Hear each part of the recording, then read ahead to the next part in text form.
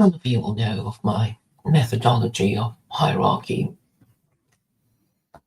I work things out through the hierarchy. So today I've been arguing with a Filipina called Miriam, who is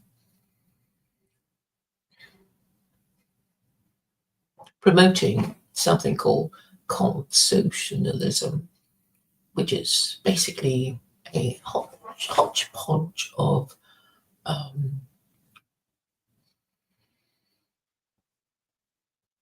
structures and ideas designed to keep the people under the system divided and blaming each other. Lebanon is an example of a country adopting consocialism, and this Filipino wants the EU to adopt it, so there is more opaque structures that nobody can make any sense of, so there is more buck passing, so nobody is accountable for anything they do.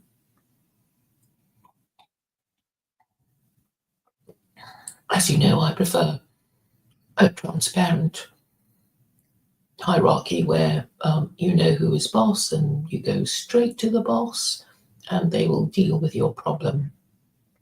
Or you can be told to go through the proper channels and there will be an official route to go through, the proper channels. Either way, there is a hierarchical structure that you are supposed to be guided by to get your problem solved. The title of this stream is, If We Are Indeed the Slaves of God, Wouldn't It Be Better to Know This? Now, as an agnostic, I find the concept of the Abrahamic God extremely useful in my moral reasoning. I know there are people who think I am, in fact, Muslim, but I'm saying you don't have to be a true believer to see the usefulness of the system. So, as in EU law, you could be a lawyer but not particularly approve of the EU, but you understand how it works and how to negotiate its highways and byways to get your client what he or she wants. So I'm saying under secular Quranism, the same system applies. Now back to the idea of the Abrahamic God being the supreme authority of the universe, above which you really can't go no higher. Of course, there will be people who say that he's just a figment of the imagination of Abraham. But be that as it may, it is still useful to know that, in theory anyway, there is a being above the most powerful nation or man in the whole wide world. And it is because of this notional, theoretical concept that people can invoke this being who is higher in authority over your oppressor to deal with him.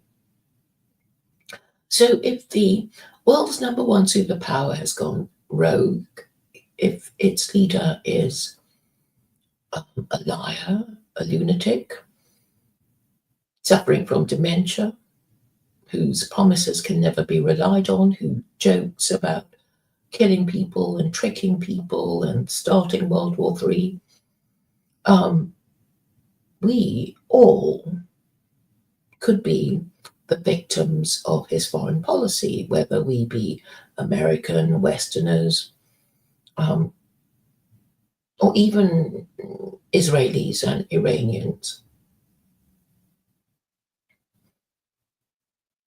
So if the Abrahamic God exists, then we are but his creatures. Being but his creatures, we must therefore be his slaves. the question arises as to whether it would be better to know this or not. Now, today I have been arguing with this Filipino woman called Miriam, who has blocked me, and after a discussion about consocialism, she said, "I don't want to be like you, a woman who wants to be just a slave."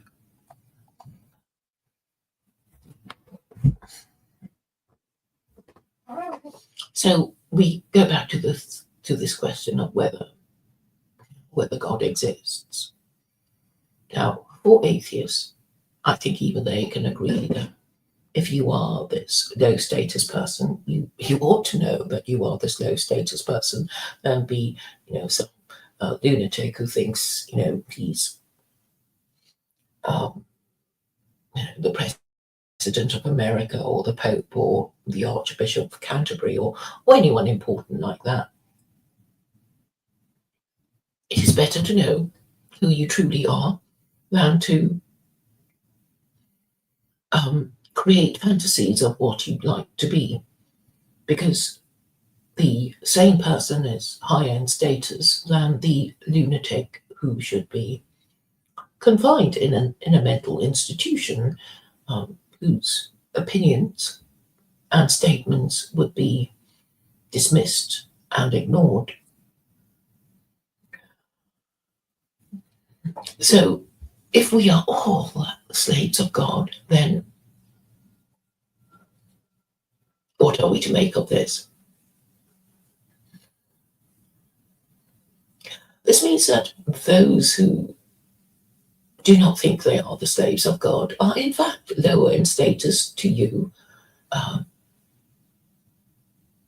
who believes that you are the slave of God. But that would only depend on whether God exists and whether you will have the pleasure of asserting your higher status as a slave over somebody who doesn't know he is a slave.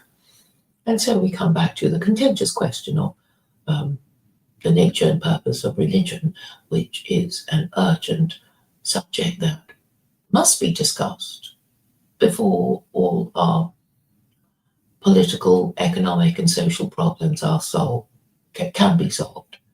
If we do not address our minds to the nature and purpose of religion, particularly Americans, they're going to be held responsible anyway. If World War III breaks out and America goes bust and becomes a failed state, Americans and white people in general will become objects of hatred, and they will have to somehow excuse or explain themselves. I guess if you were a neocon, but after World War III, you would be wise to say you never agreed with the whole thing, or you repent and are no longer neocon and you recognize the error of your ways. So on the question of our status, the person who knows whether they are the slave of God is higher in status to somebody who doesn't know. But in this life, this will be a matter of dispute. But what I think is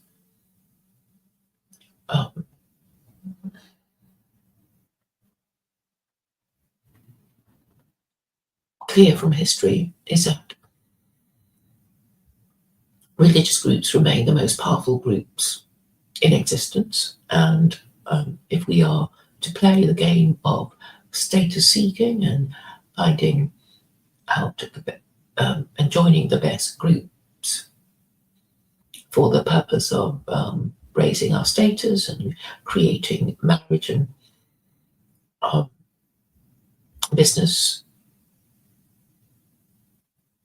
and social and career opportunities for ourselves, it is still a question of joining a group, because many of us have no choice but to be born in the countries that we were born in.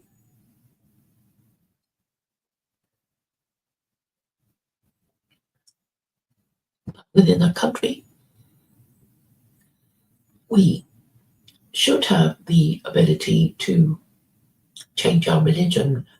In some countries, I believe it is not possible. I think yesterday I read that or heard that in Iran, Muslims are not allowed to convert out of Islam.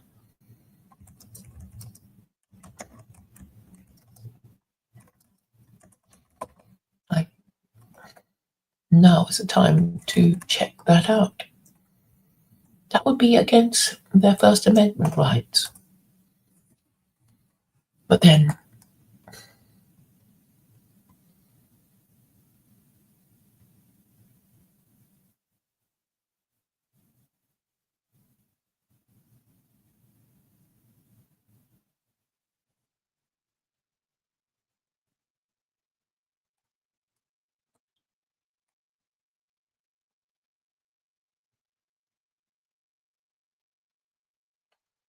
so there seems to be a lot of people in Iran converting to Christianity.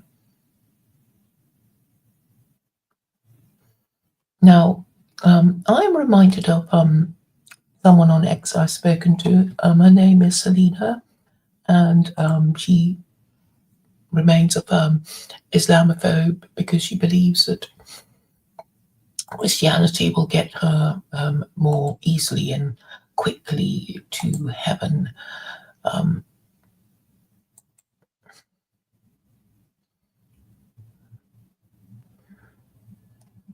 I'll have to look at freedom of religion.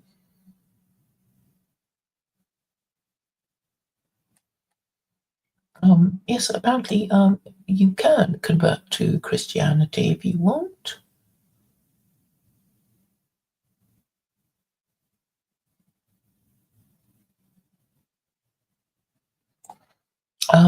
According to Wikipedia, it says Muslims who change their faith to Christianity are subject to societal and official pressure, which may lead to the death penalty. Although the Civil Code does not provide explicitly for the death penalty, with the crime being punishable by fines, lashing, and prison terms, judges can impose a death penalty if they desire. Iran was number 9 on Open Doors 2022 World Watch List, an annual ranking of the 50 countries where Christians face the most extreme persecution. Pentecostal pastor Hossein Soudmand was charged with apostasy and executed in 1990. Mehdi Dibaj was arrested and imprisoned for more than 10 years before he was sentenced to death in 1993. But after international pressure, he was freed in 1994, although the death sentence was not lifted. He was murdered the next year. In 2011, Yusuf Nadakani and Jamiat-e-Rabbani pastor was allegedly sentenced to death for refusing to recant his faith. More recently, the Iranian-American pastor and former Muslim Saeed Abedini, who in 2013 was sentenced to 8 years in prison, allegedly helped to build the country's underground Christian church network. I'm curious about what law it is that allows the Iranian government to execute Muslim converts to Christianity. I can ask Grok though, and that's what I'll do.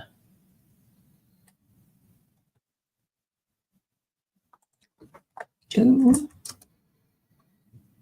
Iranians who convert to Christianity get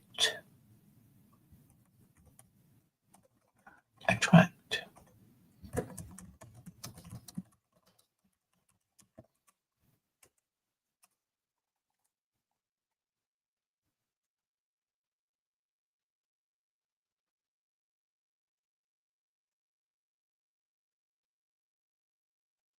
Yes, it's considered apostasy.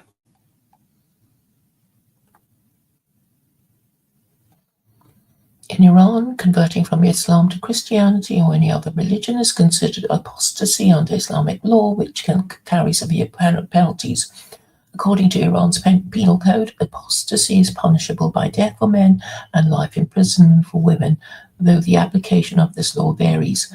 The legal system allows for some discretion, and convictions are to depend on the judge's interpretation, evidence, and political climate.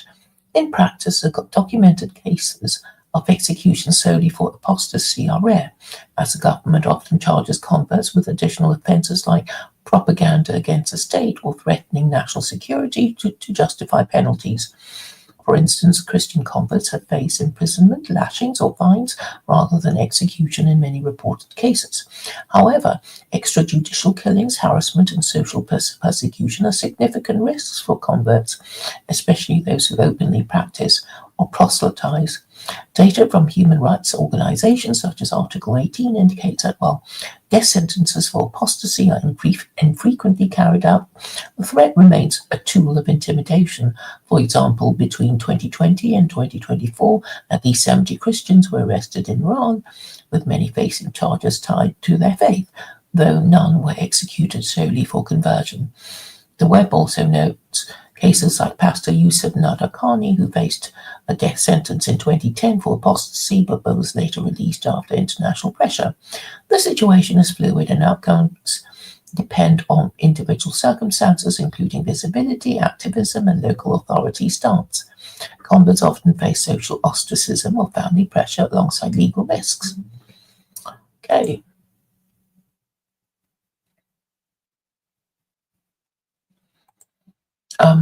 I have a system of a register system of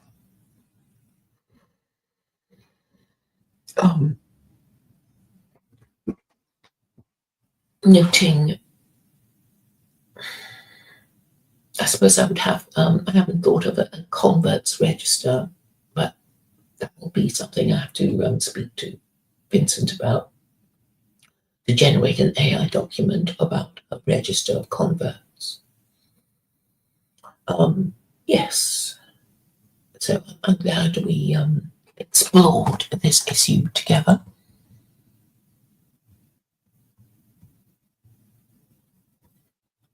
I see Bird Nest Ratfest is there. He says, creatures first starve need nutrients, require emotional interaction. A human with intelligence will recognize the needs we have, without which the entire Earth universe collapses. Slaves by default.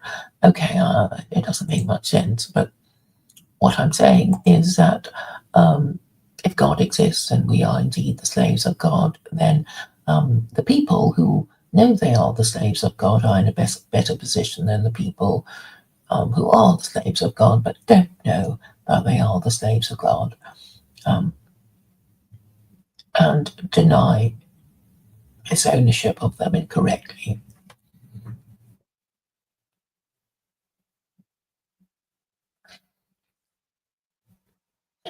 And this conclusion is reached by obviously you're in a better position than somebody if you have more information, more correct information than a person who than the other person who has incorrect information. But what if this disagreement cannot be resolved until the afterlife? What are we to do about that? Well, then it depends on the strength of your belief about who is right and who is wrong. And it is my contention that people who do believe in God also believe that good will be rewarded and evil punished in this life or the next, they will be the ones more capable of acting correctly and benefiting their group by their correct actions. And the best way of making sure that people act correctly is to explain what it is that they're supposed to believe and what it is they're supposed to do, and and even atheists will have to acknowledge that honest people are preferable to liars. People capable of exercising logic are preferable to people incapable of exercising logic. And so I think even atheists would agree that it would be logical to believe in God. And if you don't quite believe in God, pretend to believe in God, to make you more trusted to obey the laws of God, thereby ensuring the continuing existence of your national or religious group. So why are the Abrahamic religions more effective? Because you can see that organized religion is better than disorganized religion. And organized religion means that you have a scripture believed to come from a particular source, and you have laws as well as stories in that scripture. And as members of that religious group, you're required to believe in it and follow its principles. And this makes you more likely to in a way that ensures the survival of the group. Because obviously, compare this. Imagine the situation that the two groups, right? So one group is they have a leader, they have rules of behavior, they believe in the same narratives and have the same values, and then you have another group who have no particular belief. They tell lies. They believe in nonsense. The most powerful of these people get to impose their nonsense on other people, which is like Christianity, and then they attract more and more dishonest, corrupt, and unprincipled people into their ruling classes, and they get led into ruinous wars that will destroy their civilization, which is basically what is happening now to the West because of their absurd beliefs. So Christianity is an absurd belief because Christians are supposed to believe that an executed blasphemer created the universe. There's no way they can win the argument and sound reasonable, but so they'll have to use violence, right? They'll have to use violence on each other and violence on non-Christians until they are so hated and despised that nobody will listen to them anymore. And this was actually what happened to the church. And then Westerners created a new belief system called liberalism. And obviously that's wrong because if liberty is what we ought to enjoy after all the necessary laws are in place, then how do we know if all the necessary laws are in place? And this question remains unanswered and even unasked by corrupt and incompetent people who call themselves political philosophers and intellectuals. They don't ask these questions. They don't discuss these questions. They just pretend to be liberal or Christian and lead themselves astray. So we already know liberalism is kaput because it's based on the false premise that a corrupt and incompetent ruling class will know what the necessary laws are, what the minimum standard is, and because they are Gentiles and Christians, they would be anti-Semites, and they would ignore the Noahide laws, and the Noahide laws forbid idolatry and blasphemy, but Christianity is precisely this idolatry and blasphemy forbidden by the Noahide laws and Judaism. But the Jews, being mostly hypocrites and cowards, dare not tell these Christians what they really think of their absurd, idolatrous, and blasphemous religion. And so the error is uncorrected. And then God, if he exists in his mercy, sent Muslims because he saw that the Jews were clearly not capable of doing the job that they thought they could do, which is to be light unto nations, lighting the way of Gentiles away from the idolatry and blasphemy of Christianity towards a correct worship of God's laws, obedience to God's laws. So the Jews couldn't do it, and so God created Muslims through revealing the Quran. But sadly, these Muslims are not up to the job either. And sadly for them, they had even less excuse because, the Jews could say, well, it doesn't explicitly say that we are, to get ourselves killed, telling Christians that they are idolaters and blasphemers. It doesn't say that in our Torah. The Jews could reasonably say, but Muslims have no excuse because of chapter 18, verse 4. And it seems most of them are dumbos who haven't read it. And when I mention it to them, they'll just instantly forget. It's not like they go, oh, that is this true?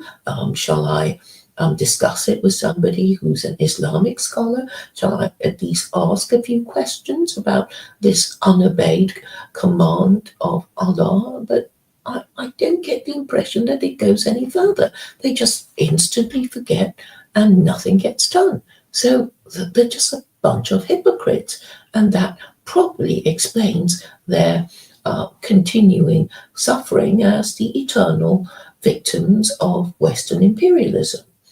So because of their moronic, ignorant inability to form the correct conclusions or even ask the right questions, their brothers in Gaza continue to suffer. And it's all their fault. And they can't say, oh, we don't know because we weren't given a book. They were given a book, but they won't read it. And when I pointed out to them, they still pretend not to understand what I'm saying about chapter 18, verse 4, which commands them to admonish those who claim that God has begotten the Son. So I guess these Jews, Christians, and Muslims will continue to be punished, and they won't know why they are suffering, presumably. Or they'll pretend not to know and ask themselves, oh, what could we have done to deserve all this punishment and suffering? What could it be? And they'll just pretend to be stupid and ignorant and not know what I'm on about, because that is, well, I guess that's the only thing they're left with, this pretense of not knowing what I'm on about. So if an omniscient God exists, I guess it's only a matter of time before they get zapped. How can they avoid getting zapped? Well, they'll just have to discuss my ideas with each other, secular Quranism, to, make the world right again. And and even if they don't think that my legal system is going to solve the problem, they'll have to produce a better one that will be more likely to be adopted by Western governments. And it has to be by Western governments, because however demented you think Trump is, he is still the leader, the president of the world's #1 superpower. Sadly, these Muslims who do not have a leader, they do not have a leader, so they're really quite helpless, I suppose, if you can imagine a political party that anyone can join and you can't expel them, and there is no leader, then you can imagine this continuing chaos that these people claiming to be a member of an organized religion submit to increasing chaos and disorganization. So the Sunnis have a problem, and it doesn't look like they're able to deal with it. They prefer their, silly ideas and, and refusing to talk to each other. Um, but of course, I'm the most important person in that I have all these radical ideas that they dare not discuss with me.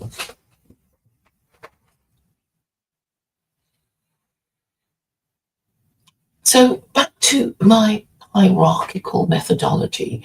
So I'm saying to acquire status, you have to use logic. And I've already explained to you that it is logical to suppose that somebody with correct information is higher in status than somebody with incorrect information. Somebody who is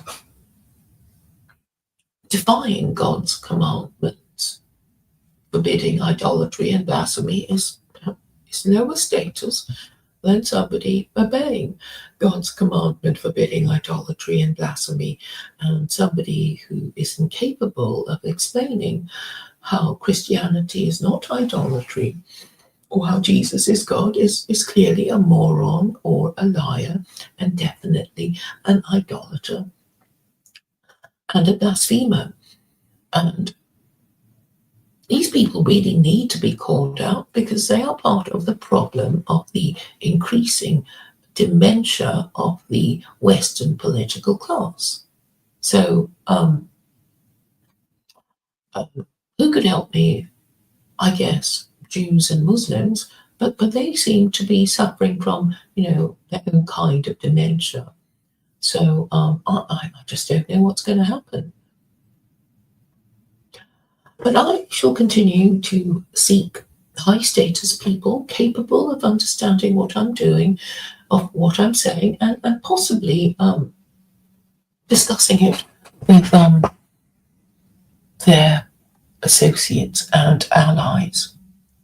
Now, Dr. Mengele, with his frequent posts intended to display his hatred of Jews, his anti-Semitism is clearly a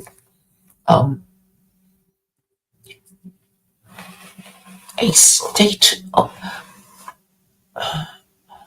it's his state. It's his sacred belief that Jews are responsible for all that he suffers from.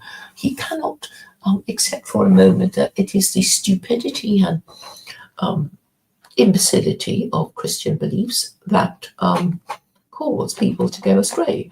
Because if you do believe that God exists, then particularly the one that forbade idolatry and blasphemy, you should be able to deduce that you will be punished for disobeying God's laws.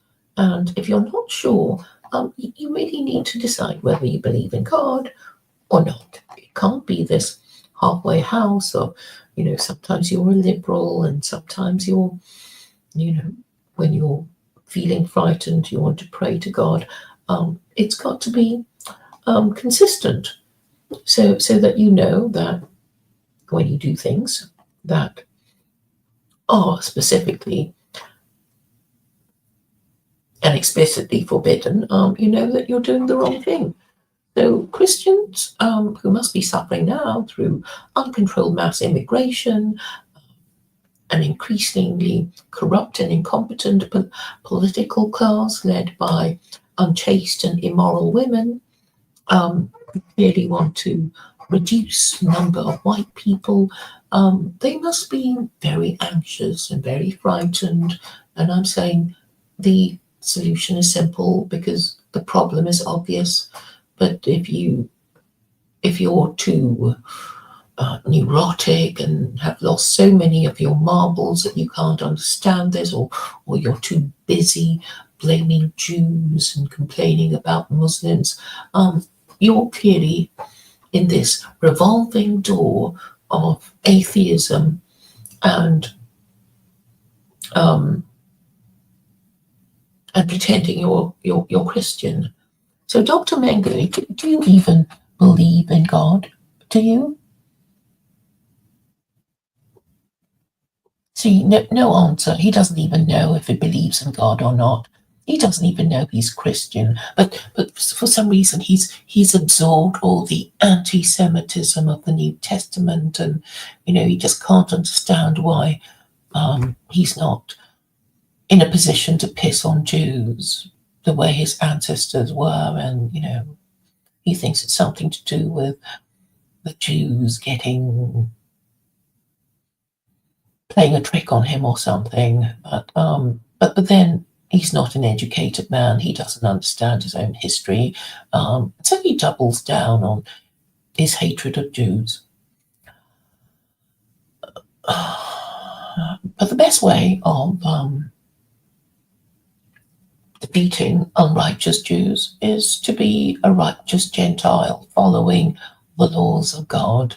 And since most people, even those who call themselves Jews, Christians, and Muslims, are not capable of even doing that or discussing it with each other, I guess they're not going to be solving their problem anytime soon, and they'll be going round and round in their revolving doors until they drop dead from exhaustion and confusion, because they're just not capable of asking themselves obvious questions, or nor do they have the mental fortitude to accept the answers.